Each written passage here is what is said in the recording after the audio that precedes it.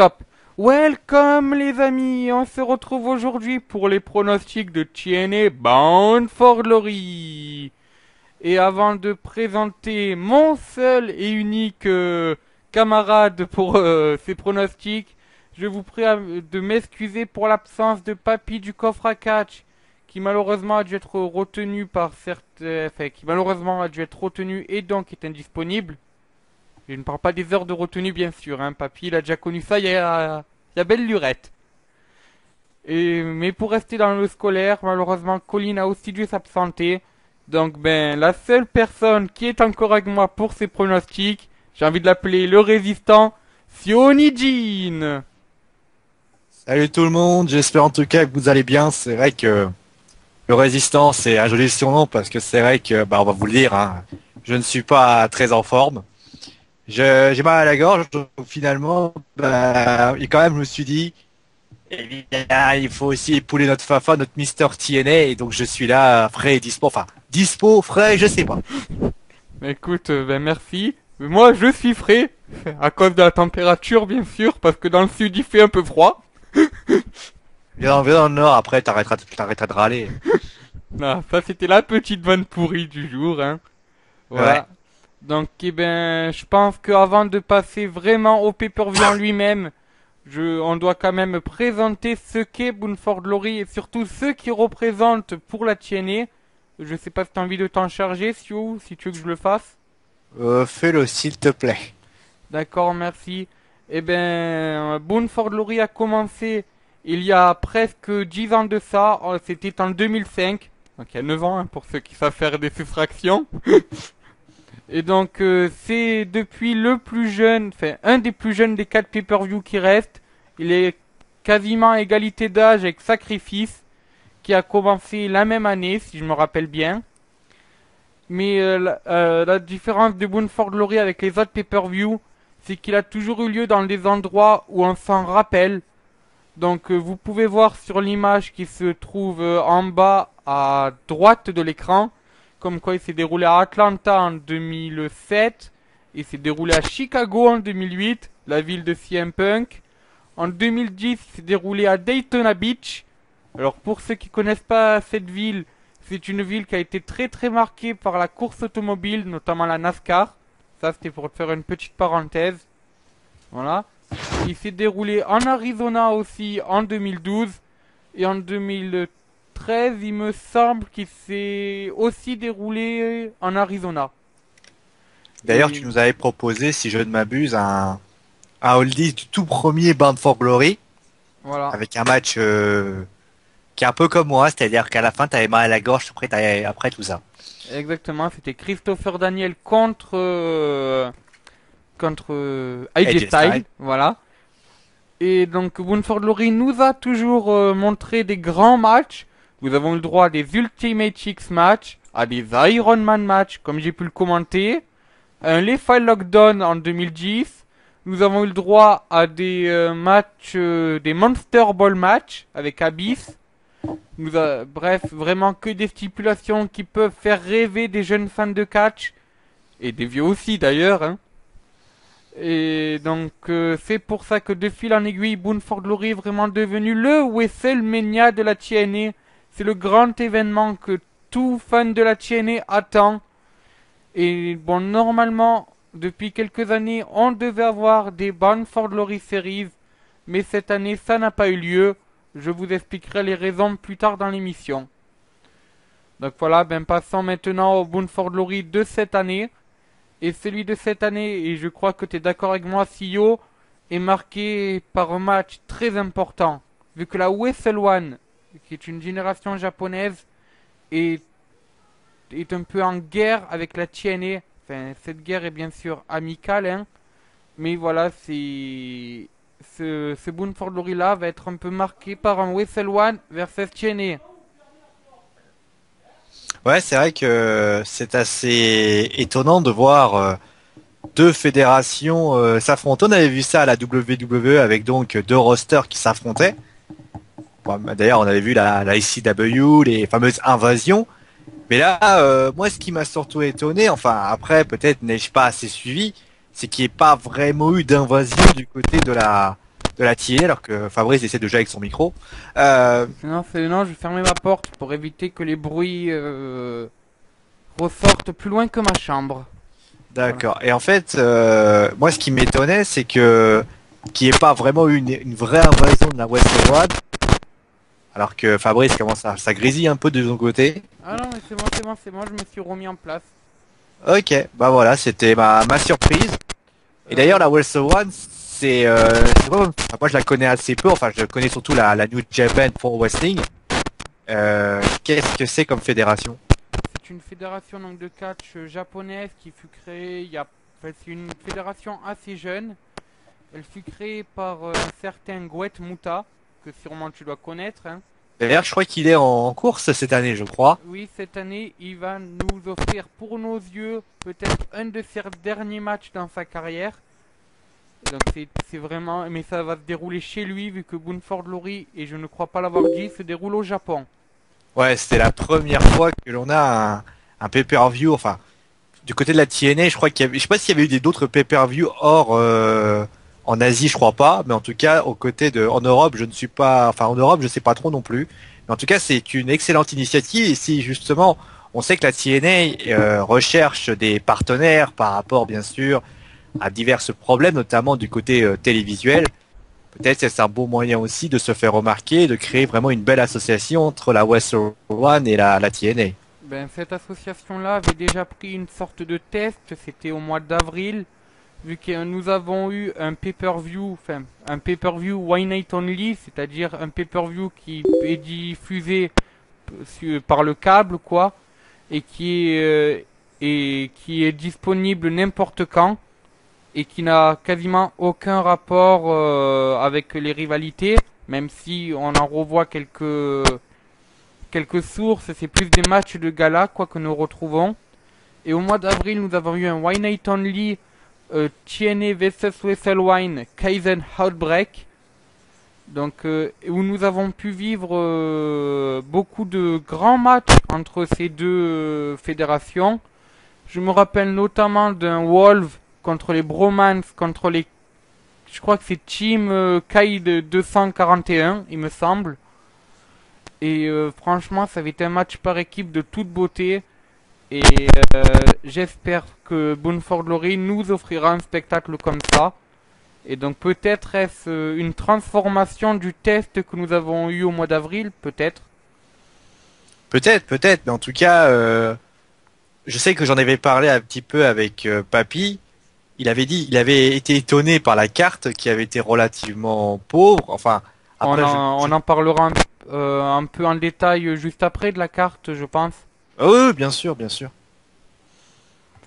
Mais t'as envie de finir un peu sur Bunford De toute Lori? façon, il n'y a pas grand-chose à dire sur sur cette association. Après, tout dépendra du résultat. De toute façon, Oui. je crois qu'on est tous unanimes que c'est une belle association. Mais voilà, ça peut être intéressant. Exactement. Et donc, je vous le rappelle une dernière fois, enfin peut-être pas une dernière fois, mais au moins une deuxième fois, comme quoi c'est exceptionnel. C'est la première fois que la TNA s'exporte hors de ses limites, enfin, hors de ses frontières, pardon, pour un pay-per-view. Et ça se déroule donc dans le pays du catch Puresu, c'est-à-dire au Japon, à Tokyo Que exactement. Papy appelle, que Fabrice appelle souvent le pays, enfin le soleil du pays levant. Oui, exactement. Donc voilà, donc justement, tu as évoqué la match card il y a quelques secondes. Et ben donc je vous présente les matchs que vous aurez durant ces pay-per-view. Alors je les ai classés par ordre d'intérêt pour moi. Certains fans ne seront peut-être pas d'accord et Fio peut ne pas être d'accord avec mon classement aussi et je le comprendrai. Et mais voilà, malheureusement c'est moi qui ai fait le PowerPoint, donc on est un peu obligé de suivre mon ordre, hein.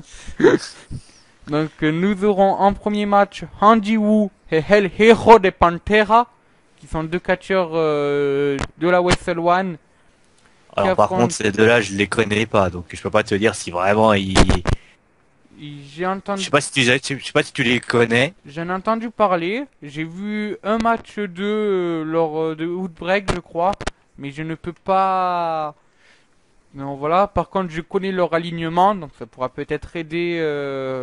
Et d'ailleurs, ça m'a aidé dans ma logique des pronostics. Et donc, C'est sûr. leur adversaire sont Novus, qui est une autre équipe. Enfin, c'est un clan de la Wrestle One, mais il y aura que deux personnes qui combattront dans ce ring. Ensuite, le deuxième match que j'ai choisi, c'est le neveu de Dixie Carter, Ethan Carter the Third, qui affrontera un sumo. Autant dire qu'il a un défi de poids.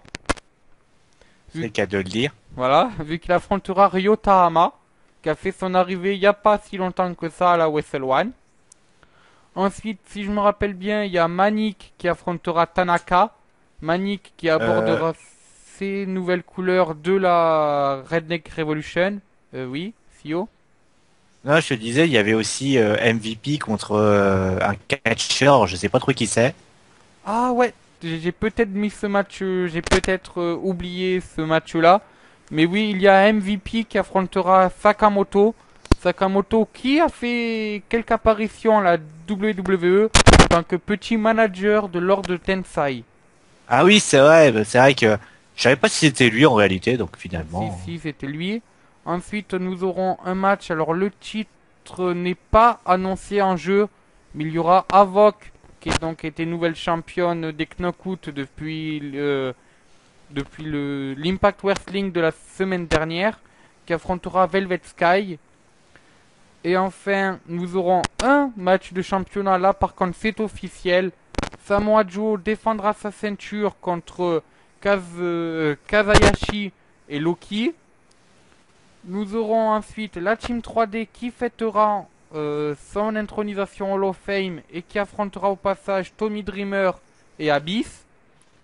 Et Mhm. enfin, nous terminerons avec la Redneck Revolution, c'est-à-dire James Storm et Sanada, The Great Sanada, qui affrontera The Great Muta et Tajiri. D'accord.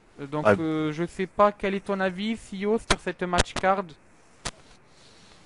c'est une match card qui, on va dire, est assez logique, puisque on a décidé d'allier l'association entre la Wrestle One et la TNA. Après, on peut se poser la question de l'absence des Bobby Roode, des Bobby Lashley, Austin Harris, des Hardy Boys, les Wolves.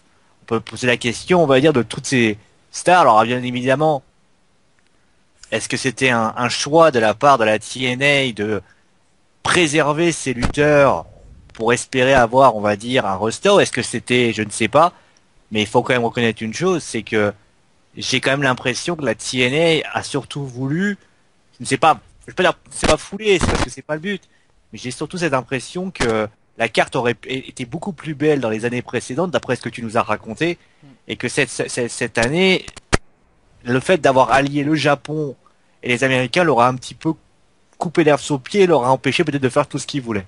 Alors pour les Hardy Boys, il y a une excuse malheureusement vu que Jeff Hardy a un antécédent avec la drogue et un interdit de voyage dans certains États et certains pays. Alors je ne sais pas si le Japon fait partie des interdictions de voyage. Bah, je pense qu'il a pas le droit de quitter le peuple, le seul américain, donc, Sûrement. Et donc malheureusement, il n'a pas pu régler à temps sa paperasse pour pouvoir partir au Japon. Donc, eh ben, en plus, le fait que Dixie Carter soit à l'hôpital n'a pas dû l'aider pour les négociations. Donc, ben, malheureusement, il ne peut pas être du voyage. Je l'ai évoqué en même temps, Dixie Carter est à l'hôpital depuis le powerbomb de Bully Ray à travers une table. Malheureusement, le dos de la jeune présidente de la TNA a cédé sous le choc. Et son dos lui faisait trop de douleur. Elle ne pourra pas non plus être du voyage. Ce qui explique l'absence de ces deux têtes d'affiche, entre guillemets. Ensuite, c'est vrai que pour les Wolves et pour Bobby Lashley, c'est quand même assez étonnant. Et surtout pour Austin Harris, vu qu'Austin Harris, on sait qu'il est très proche du Japon. Mais je pense qu'Austin Harris, c'est un peu une punition, vu qu'il a annoncé il y a quelques semaines vouloir peut-être partir de la TNA. Donc ce serait peut-être une sorte de punition faite de la part de Dixie Carter et des autres de ne pas l'amener au Japon. Donc voilà, Oui, mais après, excuse-moi, mais c'est un pay-per-view et à un moment donné, mettre des sanctions à des superstars que l'on reste, enfin des super, je crois qu'on appelle ça des superstars, c'est relativement leur couper la au pied parce que Austin Harris, malgré le fait qu'il a décidé ou non de quitter la TNA, c'est relativement risqué. Bobby Lashley, je ne sais pas quelles sont les raisons. Bobby Roode n'est pas là non plus. oui, Eric Young non plus. Eric Young non plus. Je trouve que bon, ok, Austin Harris n'aurait pas été là, on se serait dit bon, c'est juste un qui n'est pas là. Là, c'est quand même un gros morceau de du roster de la TNA. J'ai eu la chance et l'infime honneur de commenter un show de la TNA à tes côtés. C'est vrai que quand on voit Bobby Roode, Eric Young ou d'autres personnes, on a envie de se dire, eh ben, ce sont des matchs qui sont relativement étonnants, quoi. Je suis vraiment d'accord avec toi et c'est vrai que je suis le premier à être étonné de cette match card. D'ailleurs, les internautes l'ont trouvé pas assez travaillé aussi au passage.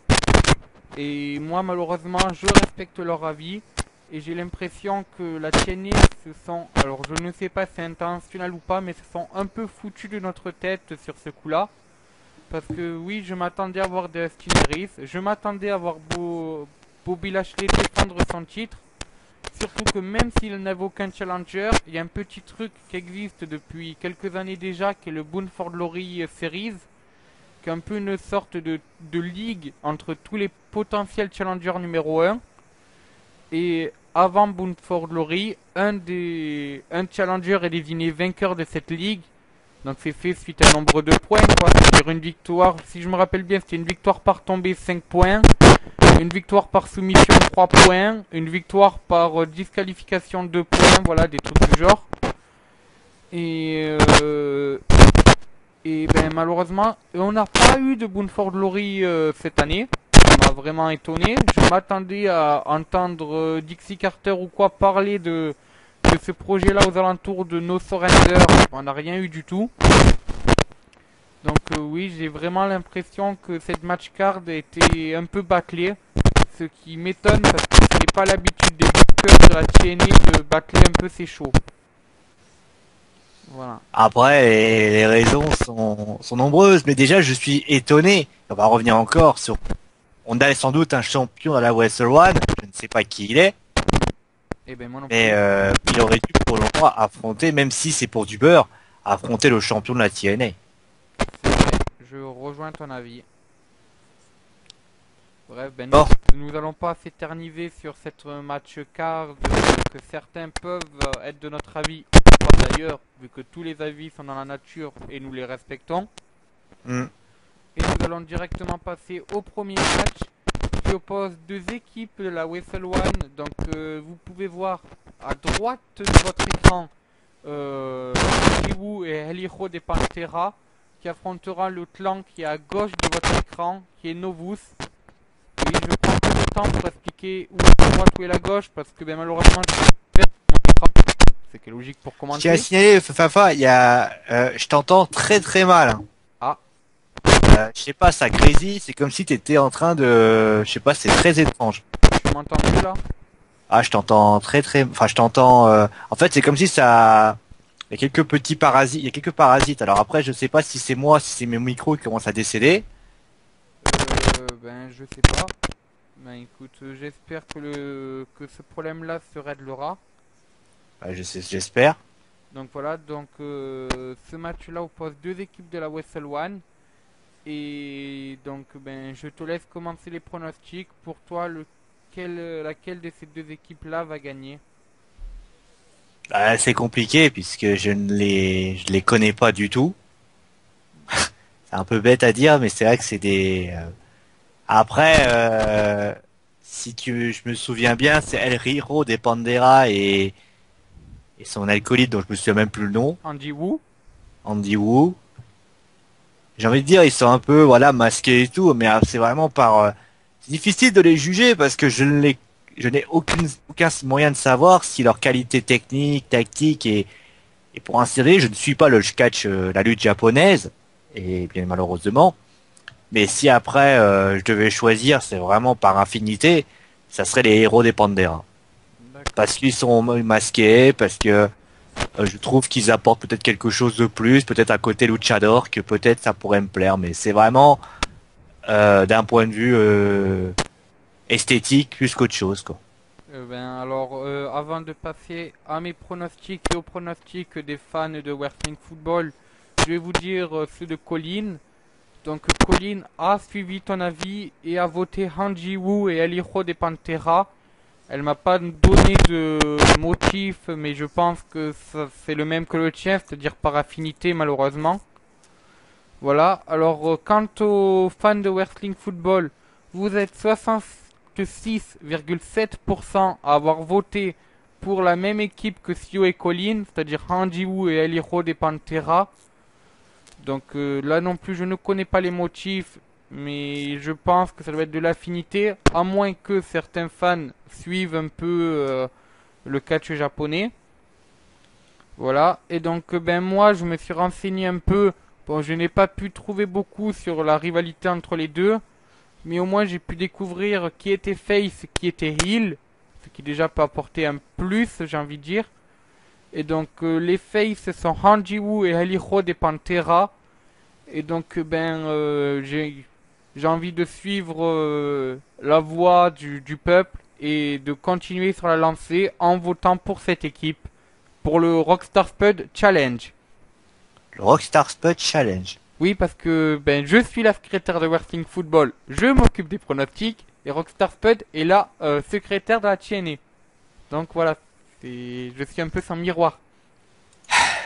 Ok, bah, c'est logique, hein. Voilà. Donc ben je pense que vous l'avez compris, c'est un carton plein pour l'équipe d'Anji Woo et d'El Hero de Pantera. Ah bien évidemment, je précise de préciser, ces pronostics n'ont rien à voir avec le challenge de qu'on a bien sûr entre nous, hein. Au cas où vous pourrez vous poser la question. Non, c'est complètement un autre challenge et qui sera malheureux. Le Rockstar Spud Challenge est un autre challenge qui sera lui compté que 4 fois par an vu qu'il n'y a que 4 pay-per-view à la TNA. D'accord. Voilà, ben passons au deuxième Match match. suivant. Voilà, entre Ethan Carter the Third et un sumo, alors un Simotori je crois qu'on dit, c'est Oui. Ryota Hama. Donc quel est ton avis sur ce match et qui pronostiques-tu? La dernière fois que j'ai vu un sumo dans un ring de catch, est-ce que ça veut dire quoi? C'est dans un match de sumo ou dans un match de catch? Il n'y a aucune stipulation qui soit apportée, mais Ryota Hama s'est mis au catch, donc à mon avis ça sera un match de catch. Il me fait penser un peu à Yokozuna, un petit peu, dans son gabarit, dans sa manière de se comporter. Est-ce que après je me dis Ethan Carter, Dixie Carter, c'est un lien de parenté. Est-ce que avoir du hit, c'est aussi ça du bon? Bah, écoute, je verrais bien Ethan Carter 3 parce que je trouve que si on veut avoir un, parce que le Sumotori, s'il gagne, on va tous dire voilà, il va gagner, bon, puis c'est tout. Alors que si Ethan Carter 3 gagne, il y aura un petit peu de hit, il y a un petit peu de voilà, un petit peu de colère, tout ça en disant ouais, c'est à cause ma mère, enfin c'est quoi ma tante, c'est ça? Voilà. Ma tante n'a pas pu venir à cause du fait que vous aviez tellement voulu, que les deux Dudleys ont fait traverser, etc., etc. Donc moi je dirais Ethan Carter 3. Alors, elle, Colline, va à l'encontre de ce que tu dis et vote pour Ryota Hama. Elle ne m'a pas donné de motif, mais je pense peut-être que c'est une envie de voir Ethan Carter 3 perdre. Alors moi, par contre, je vais te suivre et je vais voter pour Ethan Carter the Third, parce que je sais pas si vous en rappelez, mais depuis son arrivée à la TNA à Bound for Glory de l'an dernier, il n'a perdu aucun match en solo, je crois. Or, je me dis, ça, comme tu dis, ça peut faire du hit. C'est-à-dire que voilà, s'il nous bat notre ami Ryota Hama avec un petit paquet ou un truc du genre, ou alors avec un petit stratagème, voilà. Après, il peut se pavaner les semaines suivantes en disant, hein, vous m'avez envoyé un sumo mais je l'ai battu. Moi, Et le voilà. problème, en fait, excuse-moi de te couper, enfin, Mister TNA que tu es, c'est que comme les choses sont déjà enregistrées à l'avance, le temps qu'il aura fanfaronné, on aura peut-être déjà oublié. Oui, mais les choses sont préenregistrées, mais les matchs sont pré-bookés aussi. Oui, enfin ouais, mais d'après ce que tu m'avais dit, les enregistrements de la TNA sont faits par l'eau. Ça veut dire que le temps que Ethan Carter 3 ait réussi à remporter donc sa ceinture, enfin son match de Sumotori, et ben lui aura déjà oublié, enfin on aura déjà oublié quoi. Je sais pas ton avis, mais moi je À trouve moins que que les speeches sont déjà écrits aussi à l'avance. Peut-être que la défaite d'un des deux est déjà prévue à l'avance aussi. peut-être. Alors après, comme on dit, on sait, d'ailleurs on parlera d'un match, lui qui est assez comique à savoir, parce qu'on connaît déjà sans doute le résultat, mais c'est vrai que du côté de Ethan Carter 3, moi voilà, à côté de Hit, pourquoi pas. D'accord. Voilà, bon ben... Et donc, ben, le public de Wrestling Football, lui, est très très partagé. Ma 57,1% des voix, c'est le petit-neveu de Dixie Carter qui a pris la voix du peuple. Voilà, Le People Power. exactement. Donc, ben, ça nous fait du 2 contre 1 pour ce match. Vu que ben, nous sommes deux à voter contre Ethan Carter et Colin qui doit se sentir un peu seul devant ses devoirs. On l'embrasse fort la petite Colline, de toute façon, Voilà, elle est jamais exactement. seule. Voilà, exactement. Enfin, on t'embrasse fort, Colin. Parce que si je dis je, ça peut paraître un peu ambigu, hein. Oh non, c'est jamais ambigu quand c'est toi. Eh quoi? Velvet Sky, elle me disait ça aussi. Ah bon? On en reparlera de Velvet Sky. Bon allez, Voilà. revenons à monsieur Montel Vontevius Porter, Potter. dit MVP contre celui que j'aimais appeler un jour quand il était à la WWE, Sakamoto. Mais c'est Sakamoto. Bah Sakamoto. Ah, d'accord. J'ai compris. Voilà. Bon allez, bon, après cette blague de merde, allez, vas-y, fais-toi plaisir. Qu'est-ce qui s'est passé entre les deux là? Bonne question. Ah, et parce que c'est ça le problème finalement. Il y a des rivalités, enfin on n'en parle pas vraiment parce que c'est pas comme la WoW Entertainment. C'est vrai que il y a des rivalités dont qui sont été pondues, on sait même pas pourquoi elles sont là finalement. Exact. Mais là, les deux matchs qu'on vous a mis juste avant, on n'a aucune info sur ces matchs-là.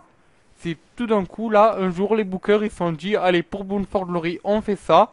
On poste ça sur notre Twitter, sur notre site web ou quoi. Nos sites d'information les récupèrent. D'ailleurs, sites d'information que l'on salue, hein. Et Hmm. nous pondent de ça, comme ça. Et ben nous, après, ben, on est obligé de faire avec, malheureusement. Et voilà ce que ça donne. Ça fait que ben on se retrouve avec des matchs comme ça, où ce sont des matchs de gala, il n'y a aucune rivalité. Ouais, c'est vrai que c'est assez étonnant parce que c'est vrai que alors après c'est vrai qu'on peut avoir des matchs comme ça peut arriver. On a vu d'ailleurs par exemple là, dans les matchs de Raw et tout ça, ça parfois ça pond tout seul.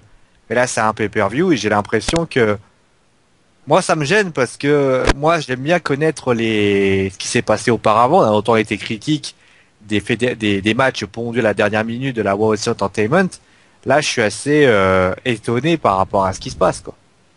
Pareil, malheureusement. Et donc, mais par contre, quel est ton pronostic pour ce match? Ben, je connais pas, on va dire, les qualités tactiques Westinghouse de Sakamoto, mais je connais bien MVP. Je crois qu'MVP a lutté au Japon, je crois. Sûrement à une époque sur son circuit indépendant, oui, me Ouais, il semble. a dû lutter au Japon, ou alors il a lutté, je sais plus s'il a pas lutté au Japon. Donc il jouit quand même d'une cote intéressante. Je sais pas, est-ce qu'il sera déjà accompagné de Kenny King? Je n'ai pas d'infos à ce sujet-là, mais je pense Parce que que si oui, Kenny King est là, peut-être qu'il peut y avoir intervention. exactement, ouais. Donc c'est pas facile comme choix. Maintenant, j'aime, je dirais Sak Amoto D'accord. Donc je marque Sakamoto. parce que je pense que le Japon, bah, j'ai jamais vu lutter et s'il gagne, ben voilà, ça sera pas mal. Je vérifie, mais je vérifie le vote de Colline, vu qu'elle m'a passé ses votes il y a pas longtemps. Donc elle, Colline, a voté pour MVP. Ah, ben elle continue sur sa lancée de la TNA à première vue. Ah non, elle a pas. Ah oui, oui, parce que c'est vrai que le premier match était pas du tout TNA. Voilà. Et non même, non, elle change d'avis vu que pour le match d'avant elle n'avait pas voté TNA, excusez-moi. Donc oui, c'est son premier vote en direction de la fédération de Nashville. Hmm. Et donc avant de passer à mes pronostics que j'ai dans ma tête, je vais parler de ceux qui ont apparu sur Wrestling Football. Et c'est unanime. Pour les gens, c'est MVP qui devrait gagner. Alors après, si on peut essayer de comprendre les votes, il est sans doute évident que ceux qui ont voté n'ont pas voté pour Sakamoto. Sans doute parce que le mec, on s'est tous dit, parce que il est évident, et ça c'est pas un secret de polichinelle, que la TNA est moins exposée de la World Wrestling Entertainment. Et donc peut-être la raison pour laquelle elle a été Sakamoto a été moins pronostiquée, c'est sans doute le fait que voilà, tout le monde se souvient du guignol de la WWE où il venait avec Tensai, alors que MVP, il parle beaucoup plus.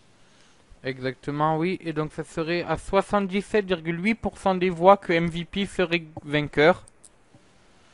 Voilà. Et donc par contre moi, donc comme tu l'as dit, c'est vrai que les gens, eux, ont une vision de Sakamoto qui est restreinte. Et c'est pareil pour moi, c'est-à-dire que je le connaissais pas avant NXT. Je l'ai connu durant sa période dans la fédération de Stanford. Et après, plus de nouvelles de lui jusqu'à récemment quand ils ont pondu ce match pour Bounford Glory. Mm. Donc je me dis, voilà, j'ai toujours cette impression du Sakamoto un peu maigre qu'a mené sur le ring Tensai. Alors quand on regarde MVP, on voit quand même un ancien vainqueur US, quelqu'un qui a été challenger numéro un pour le titre de la TNA. Voilà, on voit vraiment quelqu'un qui a de l'expérience. Après, je me dis aussi que qu'est-ce qui vaut mieux? Se faire huer ou se faire applaudir? C'est toujours pareil, hein. Parce que le problème, c'est que ça sera au Japon. Voilà. C'est toujours pareil. Est-ce qu'on favorise le japonais? Après, rien ne dit que MVP ne soit pas acclamé aussi, hein. Oui, mais bon, je me dis que si moi je suis un public du Japon, j'aimerais quand même que mes catcheurs et ma fédération D'ailleurs, euh, se montrent quoi. Et donc oui, oui, mais est-ce que d'ailleurs on a des informations si Bound for Glory au Japon, ça a créé une émulsion du côté du Japon? Est-ce que les gens sont intéressés? Est-ce qu'il y a beaucoup d'élèves? Est-ce que l'arena est bondée, etc. lors de Kaizen Outbreak, l'arena était bondée à bloc. Et on avait Et encore ce système de, parce que c'est vraiment quelque chose. Je suis désolé d'en reparler. C'est quelque chose qui me gêne énormément, ça. Parce que on peut mettre des lutteurs comme ça, mais il n'y a pas de rivalité derrière. Et moi, je peux pas, j'ai du mal. Enfin, j'ai le pronostic, mais d'ailleurs, vous vous en rendez compte. Je pronostique vraiment juste par affinité. Et c'est quelque chose qui me gêne parce que c'est une rivalité qui a été pondue, mais vraiment à la va-vite, comme si on avait joué aux fléchettes, quoi. voilà, ouais, mais Sauf que le malheureusement. problème, c'est que jouer à la fléchette, tu vises un peu n'importe où. Et parfois, ça fait mal aux fesses. N'est-ce pas, Fabrice? Ouais, exactement, exactement. Aïe, ça fait mal, les fléchettes, j'ai dit, arrêtez de me viser. Voilà. Je parlais au voisin. Hein. Et non pas la voisine, comme dirait Marie. Même J'ai pas si... compris, mais c'est pas grave. Non, mais il y a Marie qui comprendra que je parlais pas de la même personne que je lui parle d'habitude, voilà. Bref, et donc, Bon, moi, j'ai pas si... compris. On parle de voisine, de pas voisine. Ça doit être parce que je suis malade, je dois pas tout comprendre. Voilà. C'est Et... parce que je délire, voilà, ça y est, je commence à délirer, et voilà, je commence à voir l'Undertaker devant moi, enfin. Ok. donc, sinon... Allez, la suite. mais attends, j'ai pas pronostiqué, oh. Donc, ben, moi, je vais pronostiquer Sakamoto. Parce que, ben, je me dis Non, pas que... Sakamoto, Sakamoto. Sakamoto. Parce que je me dis que, voilà, il y aura déjà une huée sur un schéma logique avec la victoire d'Ethan Carter the Third. Et que, ben, voilà, faudrait un peu laisser les faces gagner dans ce match. Donc, Est-ce que tous les lutteurs qui feront face à la TNA sont tous face? bonne question, mais quand t'affrontes un top heel, généralement, t'es face aussi. C'est sûr, mais parce que voilà, c'est la question que je me posais. Je n'ai pas d'informations parce que malheureusement je ne connais très peu les lutteurs de la Wrestle One. D'accord. Bref, passons à un autre match qui encore une fois opposera la TNA contre la Wrestle One. Mhm. Et donc nous aurons donc Manic avec sûrement ces nouvelles couleurs de la Redneck Revolution que vous pouvez voir sur les photos. Donc là, il y a peut-être un semblant de rivalité, mais ce n'est pas entre ces deux lutteurs-là. C'est-à-dire que Manic s'est fait enlever littéralement par The Great Sanada et James Storm il y a 3 ou 4 semaines à Impact. Ouais, j'avais vu d'ailleurs un moment où je crois il y avait eu Tajiri avec Austin Harris. C'était là où on l'avait commenté toi et moi. Oui, On avait vu le Great Sanada et il avait un petit peu essayé de se comparer. Le Great Sanada, je crois que c'était comparé au Great Muta, un truc comme ça. voilà. Et donc Manic a fait son retour 1 ou 2 semaines après sous de nouvelles couleurs. Plus avec le casque de Superman, enfin, le masque de Superman, mais avec un masque plus sombre, plus révolutionnaire justement. Alors, tu livres un peu plutôt Spider-Man parce que Superman il n'a pas de masque. Oui, Spider-Man, excusez-moi. Et donc voilà, il s'est notamment attaqué à Tajiri, à Homicide comme vous pouvez le voir sur les images, et je crois qu'il a même battu JJZ récemment. Donc voilà, donc ça montre comme quoi il s'attaque à des lutteurs qui sont plus branchés X-Division. Or, on sait que le catch japonais est un catch proche de la X-Division, vu que voilà, il y a beaucoup de prises, beaucoup de vitesse, c'est un des meilleurs catchs selon moi. Et donc, Je confirme, je confirme. voilà, et donc je pense que ce match-là est un peu pour continuer la rivalité entre Manic et des mecs qui ont le gabarit de la X-Division. Et donc son adversaire, je ne crois pas lui avoir dit son nom, c'est Tanaka. Donc CEO, à ton habitude, je te laisse la main. Donc, si j'ai bien compris, c'est Tanaka et Manik. Exactement. D'accord. Bah, Manik, déjà, lui, il a la TNA, déjà. Oui. Ça veut dire qu'il y en a un qui est de la TNA, Et Tanaka qui est de la Wrestle One. Tanaka qui est de la Wrestle One. Donc, je connais pas, je connais bien Manik, puisque je l'avais vu lutter à tes côtés, et c'est vrai qu'il avait été relativement impressionnant. Du côté de... Ce qui est bien, mais d'abord, James Storm, ce qui est bien, c'est que je trouve que c'est un excellent manager. Je trouve qu'il a... D'ailleurs, il m'a mis d'ailleurs une canette de mer à la tronche, hein, merci James Storm. Sinon, moi, je trouve que le Great Sanada, ça a de la gueule, malgré tout ce qu'on peut dire. Parce que je trouve que, voilà, le fait qu'il soit, on va dire, maquillé, enfin, qu'il ait ses peintures sur son visage, ressemble avec vraiment, d'ailleurs, le fait de Great Sanada. Et puis après, je sais pas s'il y aura une présence du Great Muta ou pas. Oui, vu que dans le main event, il affrontera avec Tajiri, le Great Sanada et James Storm. Donc oui, il y aura un peu un duel entre les deux Great. Mais vu que t'en parles dans ton explication, c'est que tu penses que Sanada aura une importance dans ce match, peut-être? Peut-être, parce que je me dis que Sanada, c'est, on va pas se cacher, hein, c'est celui qui vraiment, moi, je l'aime bien. Il est donc un japonais, donc on peut considérer qu'il y a quasiment que des japonais. D'ailleurs, si j'ai bien compris, il est dans 2 matchs. Il est dans un match. Donc ça veut dire que s'il perd un match, Il est dans qu'un seul. quel est l'intérêt d'en donner un deuxième? Il est dans qu'un seul match. The Great Sanada, il affronte The Great Muta avec en équipe avec James Storm. D'accord. C'est Manic qui a un match là. Et Manik, il est en équipe avec Tanaka. Enfin, Manic, il est contre Tanaka, mais Ah d'accord, pardon, j'avais mal compris. Pardon, excusez-moi. Oui, c'est ma faute. Hein. Pour ceux les fans de la TNA, me tuez pas, j'avais pas tout compris. Moi, je savais ce que je suis. Hein, je suis pas très doué, hein, bien sûr. Alors là, ça m'arrange pas. Tcha. Oh, je vais dire Tanaka, parce que japonais, parce que justement, ça recommande un peu ce que je disais. J'essaie de faire une transition avec une transition que je ne connais pas. Je vais me dire simplement que Tanaka, quoique.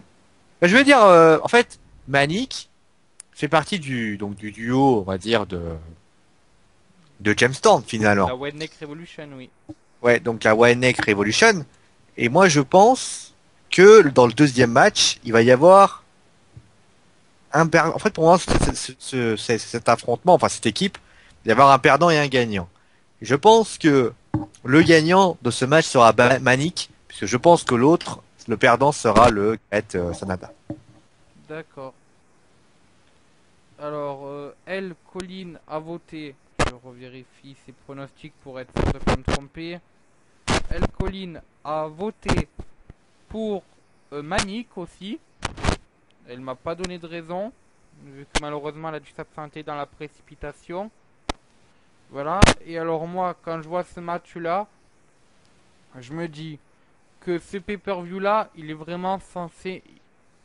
Faut, malgré le fait qu'il n'ait pas de storyline, faut marquer l'événement. Tu es d'accord avec moi? Bien sûr. Mais marquer l'événement veut pas non plus dire faire gagner que des catcheurs de la TNA. Si jamais il n'y a pas de RERB, tu passes par le tram. Oui, bon, on est ravis de savoir qu'il y a des RER à Paris, Sio. Allez, salut. Bon, bah alors Sio a rendez-vous. Faudrait pas qu'Anix le sache, hein. Non, écoutez, sachez que le RER a quelques soucis et donc, écoutez, je parle avec mon papa, hein. D'accord. Il y a le Great Canada et le Great Papa. Voilà, Désolé, hein, vous savez, les coups de téléphone. c'est pas grave. Et donc voilà, donc je me dis qu'il faut quand même faire gagner la Wrestle One. Parce que ben C'est quoi? si c'est pour faire gagner que la TNA, ça sert à rien. Parce que ben la Wrestle One perdrait du crédit et il n'y aurait pas de push. Bah, le truc, c'est que est-ce que c'est une vision à long terme ou est-ce que c'est juste une fois comme ça? Je ne sais pas, je n'ai pas plus Parce que d'infos. si c'est à long terme, on peut imaginer qu'il y ait des victoires de diverses personnes. Si c'est juste une fois comme ça, que la TNA gagne ou perd, ça change pas grand-chose. Ben en plus, ouais, mais moi franchement, ce match-là pour moi est un des plus durs à pronostiquer. Parce que ben le problème c'est qu'il n'y a pas vraiment de rivalité, il n'y a pas vraiment d'enjeu. Mais on a d'un côté quelqu'un qui est en train de suivre un push avec la Redneck Revolution. Et de l'autre, une des phases marquantes de la Wrestle One. Donc je me dis, qu'est-ce qui vaut mieux? Vaut mieux redonner de l'écoute à la TNA ou vaut mieux donner de l'écoute à la Wrestle One? Donc je suis vraiment... C'est une grande question, mais après, tout dépend de la situation des deux fédérations. La Wrestle One, est-ce qu'elle a besoin de... Parce que la Wrestle One, c'est quoi? C'est une petite, ça va être une fédération, donc forcément qui est un peu moins forte que la New Japan Pro Wrestling, mais qui doit quand même exister, puisque la Wrestle One, même si je la connaissais pas de réputation, ce nom me disait quelque chose. Alors que la TNA, il manque pour moi des choses à la TNA que n'ont pas la Wrestle One. Alors pour moi, ceux qui doivent être favorisés pour ce match-là, je pense que Manik, il est en plein punch. On peut Tanaka, est-ce que c'est un... Il a l'air d'être assez dur sur l'homme, même s'il perd. En plus, je pense qu'il y aura des interventions de James Storm, etc. Et du Great Sanada, sans doute, qui vont s'en prendre à lui. Donc je pense qu'on peut imaginer, pour moi, Manik. C'est ce que je pensais. D'accord, ben écoute, moi je pense que... Enfin, moi je vais aller à l'encontre de votre avis et je vais voter Tanaka. Mais attention, je me dis que dans le main event, Manik pourrait intervenir et Tanaka, sachant qu'on sait que Tanaka est très proche du Great Muta, pourrait lui aussi intervenir, pas de manière directe, mais de manière indirecte, c'est-à-dire un peu un combat entre les deux en dehors du ring, pour reprendre ce match-là, ce qui permettrait peut-être de distraire The Great Muta et de permettre une victoire en opportuniste des deux autres. Mais Et alors, moi, je ça, suis c'est quand dans même le main event. étonné qu'on n'ait pas là eu l'idée de faire un match par équipe avec les quatre. Je vois pas l'intérêt, Les en fait, quatre. de mettre... parce que là, ils ont séparé les deux. Et je vois pas Ben, vraiment parce que l'intérêt. fallait mettre James Storm à quelque part dans la carte. Et James Oui, Storm, il mais, est plus proche de, de Sanada que de Manik. oui, mais bon, c'est un peu un manager, James Storm. À la base, non. À la base, il est vraiment catcheur. Il est un très bon Oui, mais catcheur c'est un catcher, mais là, il manage, on va dire, les deux.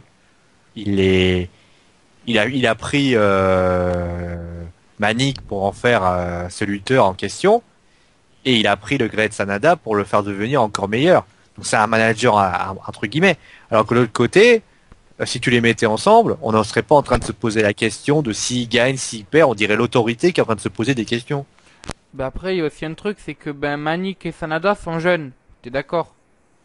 Surtout, Oui, après. surtout la deuxième, enfin surtout Manik, parce que ben, on sait que Manik qu'on voit là à l'écran, ce n'est pas le Manik de 2004.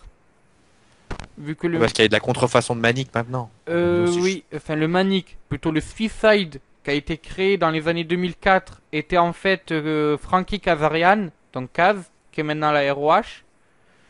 Et le Manik de maintenant est une superstar dont je ne connais pas son nom exact.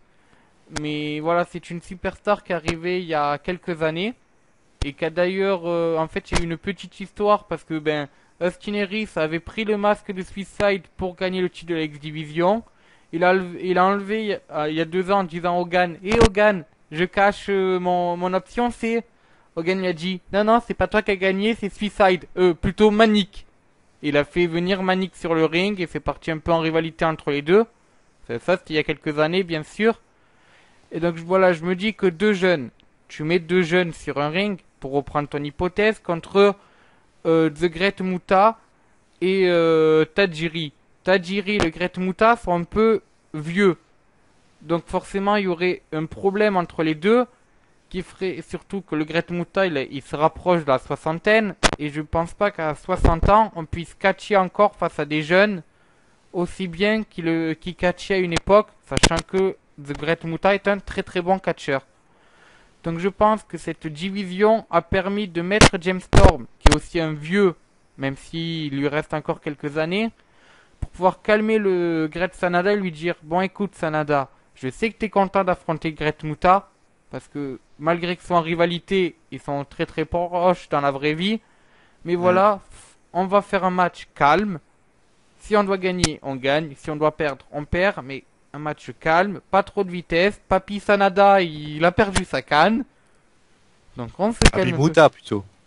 Oui, Papi Muta a perdu sa canne. Donc on se calme un peu. Et voilà, je pense que c'est plus pour montrer au Great Sanada que voilà, c'est un très très bon catcheur. Mais que en face, il y a le Great Muta, il va falloir lever un peu le pied, je pense. Bon, mais est-ce que c'est pas bridé aussi le Great Sanada qui veut montrer certaines choses? Ben, pour moi, le Great Sanada, il a déjà montré ce qu'il avait à prouver avant son heel turn. Il a prouvé de très belles choses d'ailleurs. À voir.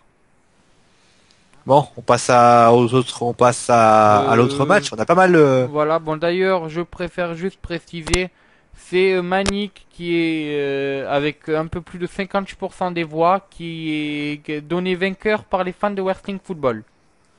C'est un peu pareil, hein. Enfin, on terminera avec ça, mais je suis certain que si je suis fan de la TNA, enfin, si je suis fan de catch, Manik me parle plus que Tanaka. Oui, c'est Tanaka, sûr. je l'ai jamais vu de ma vie, hein, malheureusement. C'est peut-être un crime contre l'humanité, mais c'est vrai que les lutteurs japonais, à part Kenta et ceux qui sont venus à la WWE, on a également le Great Sanada qu'on voit ici, et d'autres superstars japonaises, c'est vrai qu'on les connaît assez peu. Alors, ça ne l'empêche pas qu'ils ont du talent, mais il manque, selon moi, euh, peut-être des têtes d'affiche.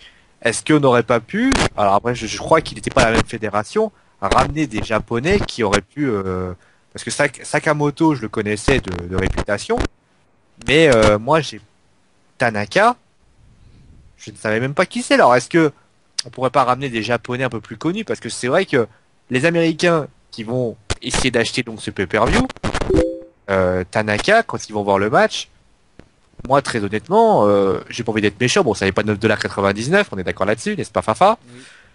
Mais c'est vrai que je suis assez... D'ailleurs, je suis assez étonné, voilà. Il manque des Gail Kim, des lutteuses un peu asiatiques, des lutteurs et lutteuses asiatiques qui auraient pu, on va dire... Après, la Gail Kim, bien sûr, est blessée, ça on le sait. Bref, ben, passons maintenant au prochain match. Alors, ce qui ça n'a pas bugué, c'est la Team 3D qui affronte Tommy Dreamer et Abyss. C'est bien ça que t'as ton écran, Sio? Ouais. Voilà, donc la Team 3D qui fêtera son intronisation au Hall of Fame, mais on en reparlera plus en détail après ce match. Tommy Dreamer, lui, a fait son retour au Manhattan Center de New York. Bon, il y a déjà quelques mois. Pour dire à Dixie Carter, et Dixie, tu sais ce que tu fais avec la TNA, avec MVP et tout, c'est de la merde. Nous on veut moins de blabla, plus de castagnage. Castagnage. Plus de C'est coups. français, ça. Oui, oui. Plus de coups de poing si tu préfères.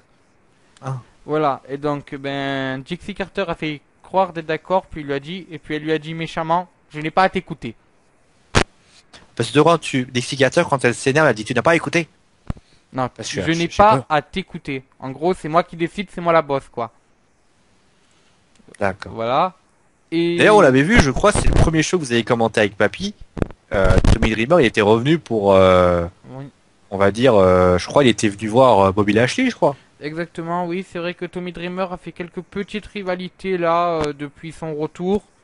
Sûrement en vue de préparer un petit match avec Abyss. Enfin, pour préparer son match là, parce qu'on sait très bien qu'un catcheur, il faut trouver du rythme avant de catcher dans un grand show.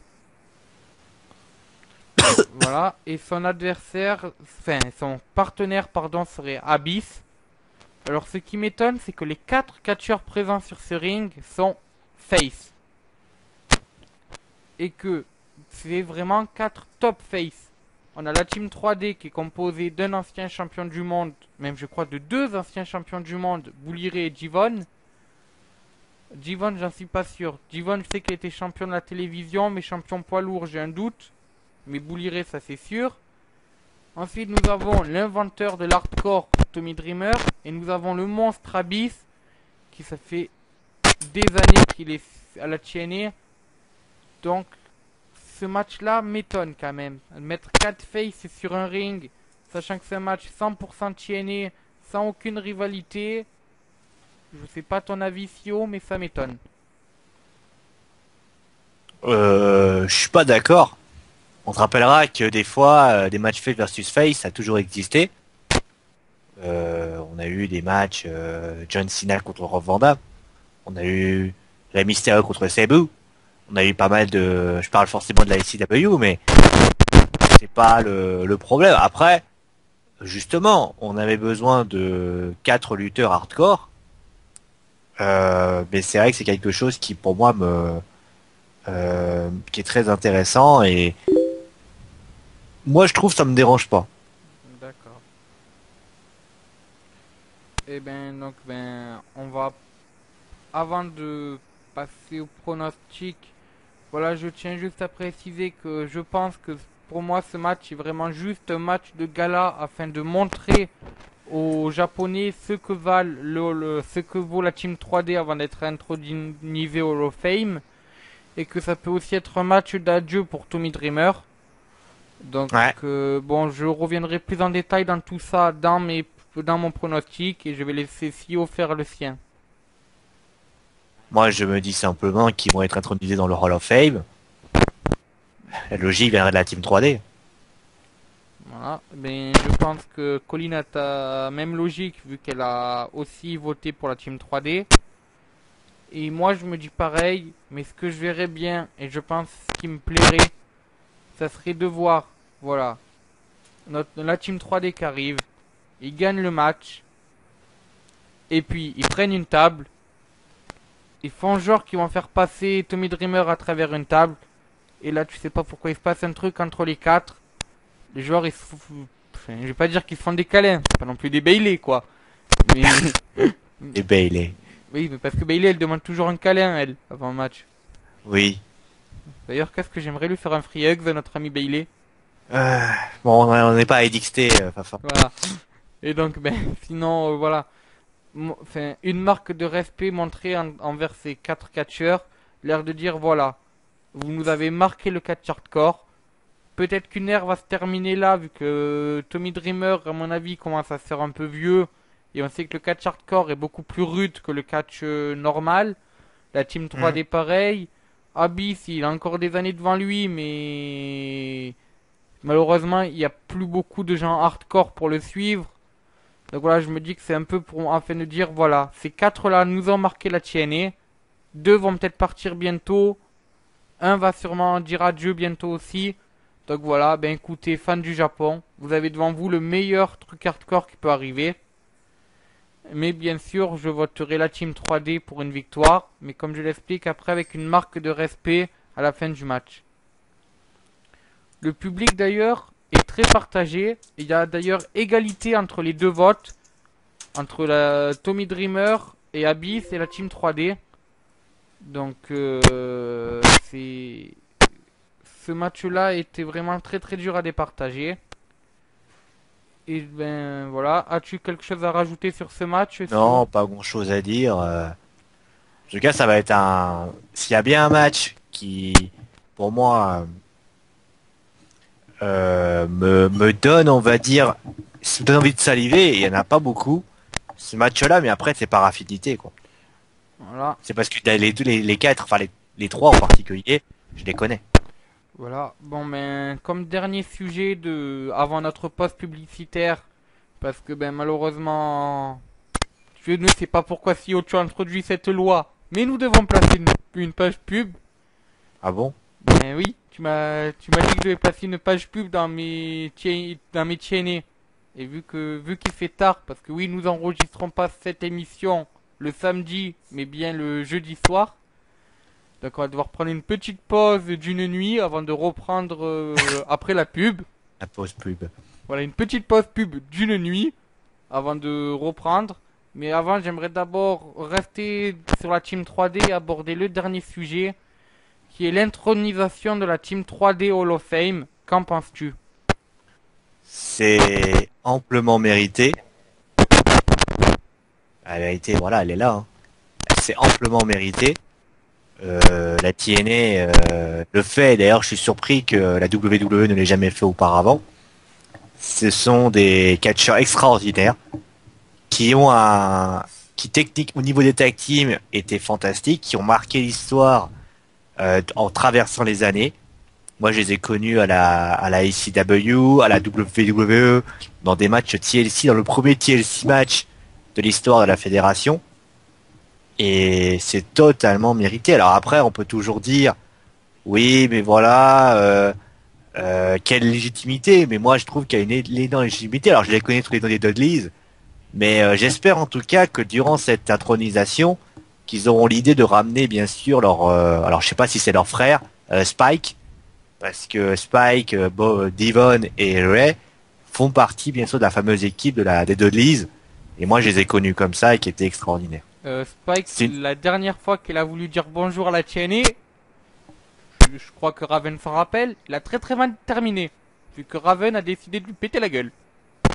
Oui, non, mais voilà, pour moi, ces deux-là, c'est l'une des meilleures équipes par équipe de tous les temps. Alors après, on peut toujours dire oui, mais voilà, ils avaient une stipulation qui les aidait. Ils ont personnifié les matchs de table. Avant, les matchs de table, c'était juste on mettait une table, on traversait. Là, ça a totalement changé. Et je suis surpris d'ailleurs que la WWE l'ait pas fait avant, quoi. Ben alors moi aussi j'ai donné mon avis quand même sur cette Team 3D. Franchement, je l'ai connu un peu plus tard que toi, vu que ben je ne suivais pas la ECW, mais j'ai suivi j'ai revu leurs années WWE. Je les ai connus à la TNA. Je me rappelle d'un moment à la TNA qui m'a marqué, c'est quand ces deux frères, parce que je crois que c'est des frères, ont fait passer à travers une table en feu Abyss. C'était d'ailleurs à Bound for Glory, c'était en 2008. Et franchement, quand j'ai vu ça, je me suis dit, ces mecs-là, ils ont fait un truc à la TNA qu'on a rarement vu. Et ils nous montrent, et ils vont révolutionner la TNA. Et bien, ils l'ont fait. En plus d'amener des tables, ils ont amené des tables avec des plaques de verre. Ils ont amené des tables en feu. Ils t'ont fait passer à travers une table Dixie Carter. Ils t'ont fait passer des femmes à travers une table. Ils t'ont fait passer quasiment tout le roster de la TNA à travers une table. Ces mecs-là, ils ont fait un truc à la TNA que rarement on a vu. Que ce soit sous le nom de la Team 3D, que ce soit sous le nom de Haste and Hate, donc les As de 8, qui s'est éteint malheureusement l'an dernier. L'équipe s'est dissoute l'an dernier. Ils ont montré comme que pouvaient révolutionner le catch. Et quand on voit que à quasiment, parce que je crois qu'ils ont la quarantaine et voir Divon qui se rapproche même peut-être du début de la cinquantaine, quand je vois les matchs qu'ils ont pu nous offrir face aux Wolves et face aux Hardies, je me dis mais ces mecs-là, leurs 24 titres par équipe, ils sont mérités, pas comme Hmm. pam pam pam pam pam pam pam pam. Non, ça c'est Mozart. J'allais dire, tu te trompé de musique. Bref, voilà, donc je pense que c'est amplement mérité. Après, je reproche un petit truc à la TNA, c'est que ben ils aient pas un Hall of Fame plus grand. Ah, après, c'est en fonction de la taille de la fédération, après. Parce que je me dis que voilà, il y a des mecs qui ont aussi marqué la TNA. Jeff Jarrett, qui a créé la TNA. Ken Shamrock, premier champion de la TNA. AJ Styles, premier vrai champion de la TNA. Vu qu'il y a eu une histoire, parce qu'à l'époque, la TNA était en relation avec la NWA. Hmm. Voilà. On a eu Kurt Angle, qui va d'ailleurs annoncer. Alors, je ne sais pas si cette semaine-là ou pas, parce que je n'ai pas encore vu le show de la TNA de cette semaine. Mais en tout cas, il va annoncer sa retraite, peut-être. Donc, Hmm. pour moi, voilà, c'est amplement mérité. D'accord. Qu'est-ce qu'on peut dire de plus après ça? C'était Mambo. Eh ben, je crois qu'on peut rien dire d'autre, hein. Et sur sur cette magnifique image de la 3D introduit Hall of Fame, je vous dis à ciao, bonsoir les amis. Ciao tout le monde.